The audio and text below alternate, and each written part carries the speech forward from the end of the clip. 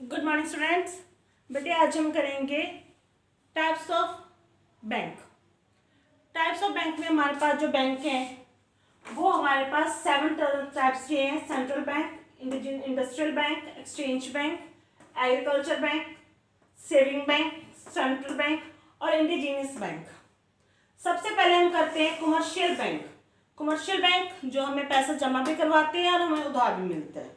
ये दो तरह के हैं कमर्शियल बैंक। एक तो है पब्लिक सेक्टर बैंक और दूसरा private sector bank. Public sector bank इसलिए क्योंकि यहाँ पे गवर्नमेंट का पैसा ज़्यादा लगा होता है।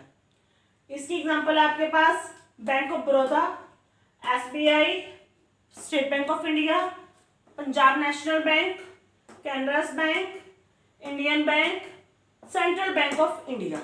ये वो बैंक है जो कि भारत सरकार के तो गवर्नमेंट के अंदर आते हैं।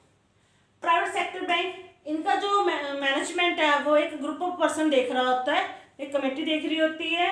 इसके अंतर्गत आते हैं हमारे पास yes bank, HDFC, ICICI bank, Axis bank, Kotak Mahindra. तो बेटे ये हमारे पास कमर्शियल बैंक थे, चाहे वो प्राइवेट सेक्टर के हैं चाहे वो पब्लिक सेक्टर के हैं, पर ये कमर्शियल बैंक है क्योंकि यहाँ पे पैसा जमा भी करवाते हैं और हमें उधार मिल जाता है। दूसरा industrial bank. Industrial bank industry खोलने के लिए उधार देता है, स्पेशल इंडस्ट्रीज के लिए बना हुआ है, या हमने अपने को मशीनरी खरीदनी है, कोई एसेट खरीदनी है, उसके लिए हमें लॉन्ग टाइम के लिए ये उधार मिलता है। यहाँ से हम यहाँ से उधार लेके अपनी इंडस्ट्री खोल सकते हैं, यहाँ पे हमें लॉन्ग टाइम के लिए उधार मिल जाता है। तीसरा एक्सचेंज बैंक। एक्सचेंज बैंक में हम अपनी जो फॉरेन करेंसी है उसे तो एक्सचेंज करते ही हैं, साथ में यहाँ पे सेल और परचेज ऑफ गोल्ड भी होता है। यहाँ पे हम सोने की खरीद बिक्री भी करते हैं, और जो भी हमारे लोकल बिल ऑफ डिस्काउंट, जो भी बिल ऑफ डिस्काउंट के बिल होते हैं उनको भी यहाँ पे डिस्काउंट किया जाता है, बिल को एक्सचेंज किया जाता है। उसके बाद एग्रीकल्चर बैंक। जो एग्रीकल्चर बैंक है वो स्पेशली एग्रीकल्चर के लिए बने हुए हैं। ये एग्रीकल्चर के लिए लोन देते हैं, जैसे बीज खरीदना, ट्रैक्टर खरीदना या खेती के लिए कोई और सामान खरीदना। ये भी लॉन्ग टाइम के लिए मिल जाता है हमें उधार यहाँ से। और यहाँ पे अगर हम कहें तो कोऑपरेटिव बैंक काफ़ी सक्सेसफुल रहे हैं इसके अंतर्गत। Saving bank. सेविंग बैंक जिसमें हम उधार देते हैं, जमा करवाते हैं पैसे, उधार भी मिल जाते हैं हमें आसानी से, जो आम बैंक गिने गए हैं। Indigenous bank.